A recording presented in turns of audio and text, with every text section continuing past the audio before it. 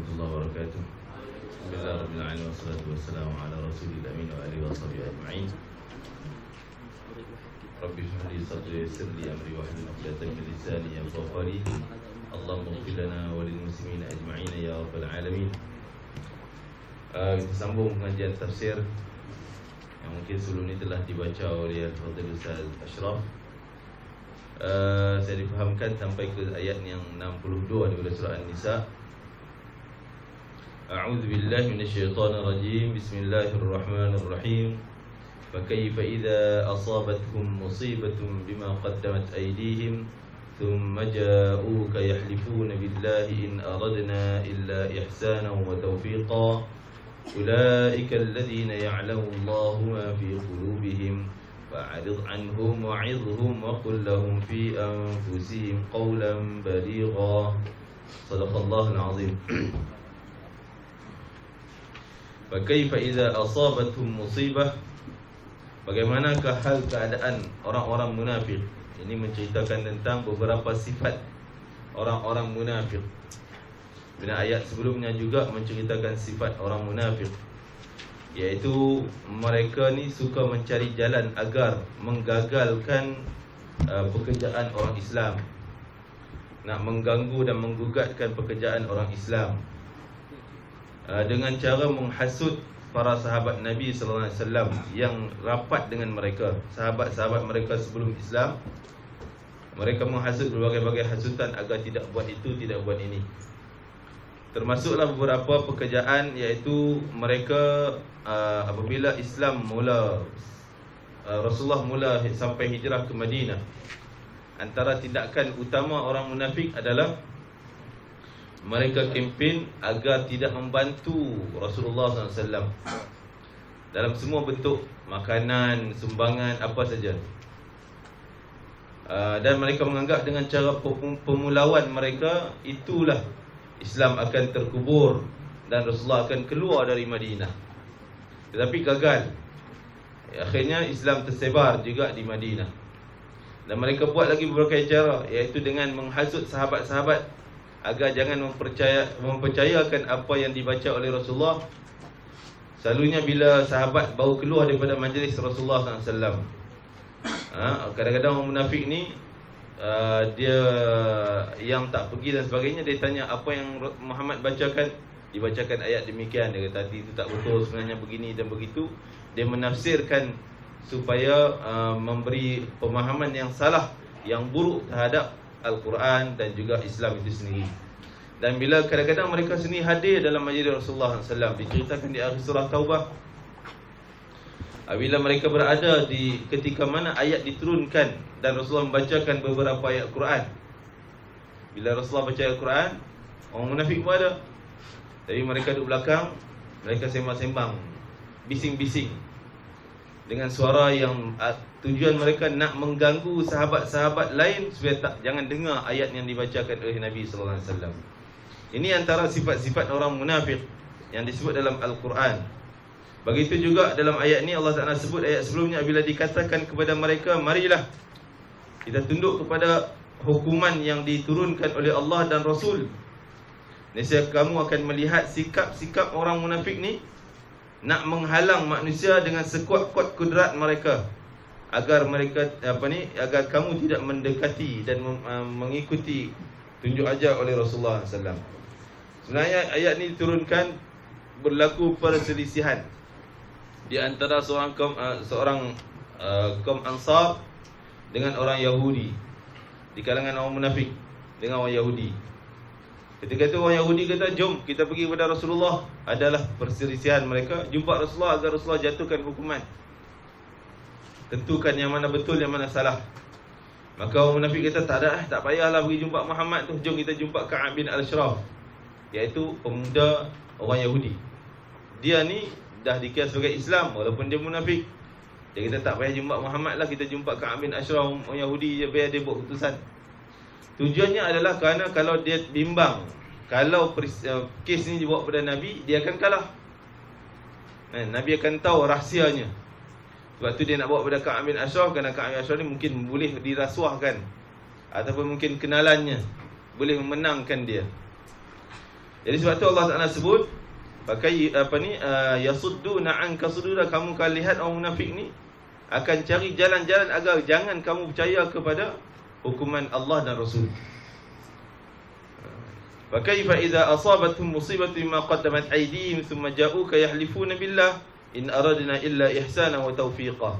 Maka bagaimanakah halnya bila mereka, yakni orang munafik, ditimpa satu musibah disebabkan perbuatan tangan mereka sendiri, kemudian mereka datang kepada kamu sambil bersumpah, demi Allah kami sekali-kali tidak menghendaki selain penyelesaian yang baik dan perdamaian yang sempurna. Jadi satu lagi Allah dedahkan sikap orang munafik. Dia bermuka-muka. Seperti mana berlaku dalam beberapa peristiwa peperangan, seperti perang Uhud, perang Tabuk dan sebagainya. Dalam perang Uhud, apabila Abdullah bin Ubay bin Salul mencadangkan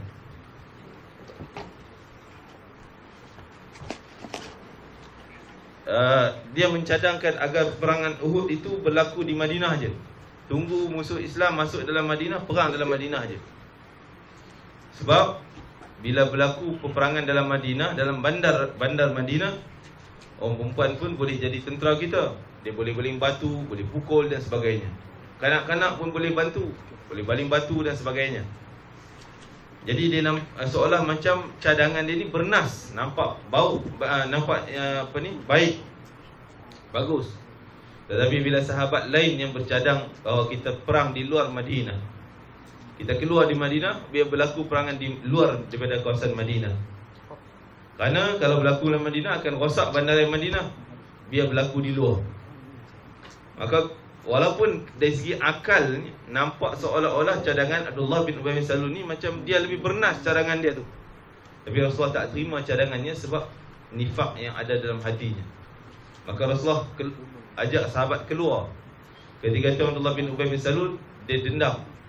Dia simpan perasaan geramnya dalam hati, sehingga dia menghasut semua munafik-munafik yang ada dalam ketika itu, sehingga dia terpengaruh dengan ajakan dia 300 orang tarik diri, tak ikut perang Tabuk, perang Uhud.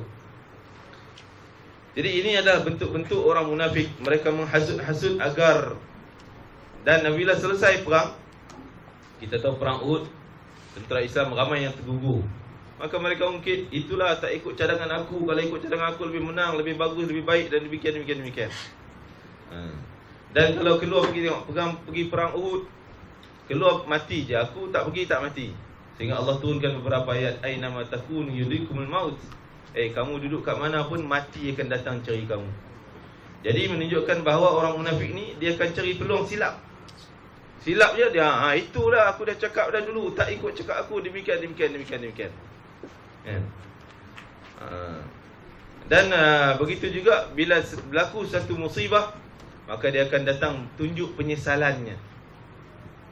Seperti mana dalam perang Tabuk, bila Rasulullah balik, orang munafiklah antara orang pertama pergi jumpa Rasulullah, minta maaf. Wahai Rasulullah, maafkan aku tak pergi sebab ini sakit, itu sakit, banyak macam alasannya, supaya Rasulullah memaafkan. Rasulullah boleh maafkan. Rasulullah boleh pejam mata macam tu, dengar je alasannya. Tapi Rasulullah tahu isi hati mereka, pembohongan yang diluahkan oleh mereka. Tidak seperti sahabat yang jujur, walaupun dia tak pergi tapi dia nyatakan kejujurannya. Seperti mana peristiwa Ka'ab bin Malik, menyatakan kejujurannya, dia tak pergi, sehingga Rasulullah pulau dia selama 50 hari, sehingga turun ayat taubat, menerima taubatnya. Itulah kejujurannya. Tapi orang munafik tak, dia boleh tipu begini dan begitu. Walaupun Rasulullah boleh dengar alasannya, tapi Rasulullah diam. Rasulullah tahu penipuan mereka. Itu lebih bahaya. Jadi orang munafik pun demikian, dia akan tunjuk penyesalannya. Dan sebenarnya Allah Ta'ala sebut, ulaika alladhina ya'lamu Allahu ma fi qulubihim fa'arid anhum wa'idhhum wa qul lahum fi anfusihim qawlan baligha. Mereka itu adalah orang-orang yang Allah telah mengetahui apa yang terkandung dalam isi hati mereka. Karena itu berpalinglah kamu daripada mereka dan berilah mereka pelajaran, serta katakanlah kepada mereka perkataan yang boleh memberi kesan kepada jiwa mereka. Jadi banyak orang munafik demikian. Maka Rasulullah dengar diam, tapi ada peluang lain Rasulullah beri nasihat dan sebagainya.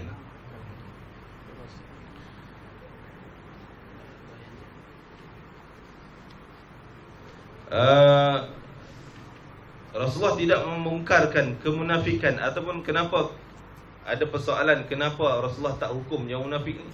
Sebab munafik jelas kekafiran mereka.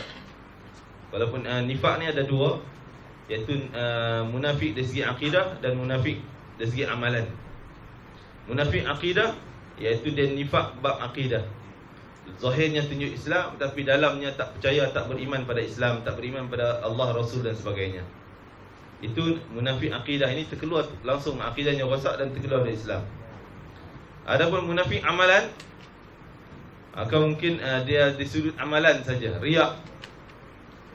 Zahirnya nampak baik amalannya, tetapi dalamannya amalannya berlainan, tidak kerana Allah dan sebagainya. Ini tak dikira sebagai terkeluar dari Islam, tapi rosak amalannya. Jadi kenapa Rasulullah dah tahu orang tu nifak, Abdullah bin Ubay bin Salul dan geng-gengnya, kawan-kawannya yang munafik lain, kenapa Rasulullah tak suruh sahabat-sahabat pancung je tengkok, bunuh aja? Kata Abdullah bin Abbas, Rasulullah tidak bertindak demikian.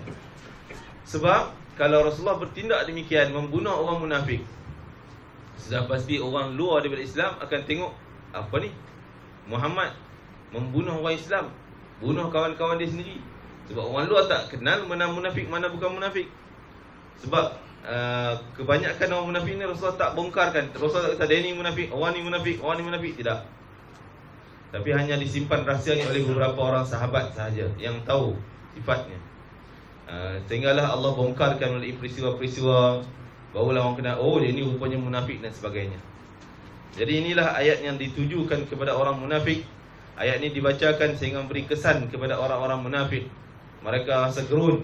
Dan begitu juga ayat yang lain, bila berdepan dengan Rasulullah, mereka rasa gerun, takut ayat diturunkan cerita tentang kejahatan mereka. Dan seterusnya, wama arsalna min rasulin illa liyuta'a bi idznillah walau annahum idh zalamu anfusahum ja'uka fastaghfirullah wastaghfara lahumur rasul lawajadullaha tawwabar rahima. Ayat 64, dan kami tidak mengutuskan seorang rasul melainkan untuk ditaati dengan seizin Allah. Sungguhnya jikalau mereka ketika menzalimi diri mereka sendiri datang kepada kamu wahai Muhammad, lalu memohon ampun kepada Allah dan Rasul, pun memohon keampunan untuk mereka, tentulah mereka mendapati Allah Maha menerima taubat lagi Maha penyayang. Jadi dalam ayat ini disebut biiznillah, liyuta'a biiznillah. Rasul tu mesti ditaati dengan izin Allah. Kata para ulama, ahli tafsir menyebut, kenapa Allah sebut dengan izin Allah? Nak taat pun kena izin Allah. Ya, dengan izin Allah melalui hidayah dan taufik. Kalau tidak ada izin Allah, hidayah dan taufik, sudah pasti seorang tu takkan cenderung kepada ketaatan pada Allah. Dengan ada izin Allah, iaitu daripada ada hidayah, ada taufik, maka orang tu akan cenderung kepada taat pada Allah dan Rasul, cintanya pada Allah dan Rasul, mengikut segala arahan Allah dan Rasul dan sebagainya. Punca dari mana? Izin Allah, iaitu hidayah dan taufik. Dan dikatakan ayat ini seperti disebut dalam tafsir Ibn Katsir ini, seorang ulama besar bila dia berdepan dengan makam Rasulullah SAW. Jadi kita sekarang ni, Masya Allah, banyak halangan kita nak duduk di depan makam Rasulullah SAW. Tambah sekarang ni dia suruh batu pula. Tempat nak bagi salam dia suruh batu, buat lane panjang macam tu, suruh jalan je, tak boleh berhenti langsung. Kita nak bagi salam kat kawan pun kita berhenti, Assalamualaikum, apa khabar, berhenti lama, cium tangan dan sebagainya kan. Kita bagi salam berdepan, berhenti. Dengan Rasulullah dia suruh jalan je, salam sambil jalan babai macam tu. Inilah pencabaran kita di akhir zaman, dan tak mampu untuk kita bagi salam dengan sempurnanya. Berdepan dengan makam Nabi, baca bagi salam dengan ayat-ayat yang lebih indah, dan juga doa di hadapan makam Nabi SAW. Dan kan dalam ayat ni diceritakan bahawa seorang Arab Badui datang daripada jauh. Ketika itu ulama besar ini duduk di depan makam Nabi dalam keadaan dia bertafakur dan berdoa kepada Allah Ta'ala. Tiba-tiba datang seorang Badui di sebelah dia. Datang setelah dia bagi salam kepada Rasulullah SAW, maka dia bacakan ayat ini. Dia sebut, Assalamualaikum ya Rasulullah Wahai Rasulullah, aku dengar ayat Allah Ta'ala berbunyi, walau annahum idzalamu anfusahum ja'uka fastaghfirullah wastaghfir lahumur rasul lawajadullaha tawwabar rahima. Wahai Rasulullah, aku dengar ayat yang berbunyi, yang maksudnya sekiranya orang yang buat zalim pada diri mereka sendiri itu datang kepada engkau ya Rasulullah, memohon keampunan kepada Allah, dan engkau juga tolong memohonkan keampunan atas dosa mereka, pasti Allah akan menerima taubat mereka, dan Allah akan Allah Maha menerima taubat lagi Maha penyayang. Jadi wahai Rasulullah, aku minta keampunan atas dosa aku. Dia baca ayat ni dan dia minta keampunan. Maka dia pun pergi, selesai. Tiba-tiba ulama tadi ni dalam keadaan mengantuk, dia tertidur, bermimpi jumpa Rasulullah. Rasulullah suruh dia bangun secepat dan kejar Arab Badui tadi ni, pergi cari Arab Badui tadi, sampaikan salam kepada dia dan bagi tahu kepadanya bahawa Allah telah pun mengampunkan segala dosanya, kerana dia bertawasul di hadapan Nabi SAW dengan ayat yang dibacakan tadi.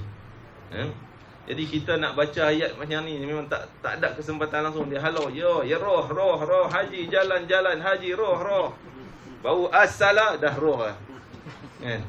Jadi terpaksa kalau nak bagi salam lama-lama, kita kena cari tempat belakang-belakang, jauh-jauh. Depan tu memang tak mampu, tak boleh. Itulah keadaan kita sekarang ni. Dan elok memang elok kita baca juga ayat ini, bertawasul dengan ayat ini dan bertawasul dengan Rasulullah SAW setelah bagi salam dan baca ayat ini, dan mohon keampunan ke atas dosa kita dan seluruh kaum muslimin sekalian. Wallahu alam, dan kita akan sambung lagi pada pertemuan lain insya-Allah.